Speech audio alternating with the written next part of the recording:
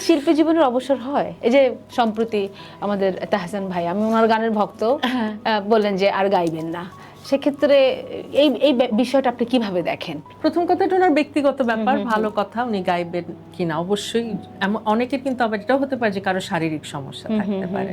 যেমন কয়েকদিন আগে আমি ফেসবুকে দেখছি আলকা ইয়াগনিক, ওনার কানের শ্রবণ শক্তিতে কিছু সমস্যা, উনি গাইতে পারবে না। তো এরকম কিন্তু অনেকের অনেক বলা বা না বলা সমস্যা থাকতে পারে, সেটাকে রেসপেক্ট করতে হবে, ওই পার্টটা আলাদা। কেউ যদি মনে করে না আমি আর কিছু পাচ্ছি না, অরিজিৎ সিং আর ফিল্মে গান গাবে না, হ্যাঁ আসলে এই জিনিসগুলোকে মেনে নিতে হবে। কেউ যদি ওই ডিসিশন নেয়, আমার ধারণা মানে প্রফেশনালি গাবে না, কিন্তু সে কি ঘরে গাবে না? সে তো নিশ্চয়ই গাইবে, হয়তো ওই জায়গাটা থেকে তার অন্য এক জায়গায় অন্য ক্ষেত্রে আরো অনেক বেশি সময় দেওয়ার স্কোপ তৈরি হয়েছে, যে কারণে হয়তো ওই কাজটা করবেন না, আরো বড় অনেক কাজ বাকি আছে। সেটা এই কারণে এটা নিয়ে যার জীবন সেই ভালো জানে।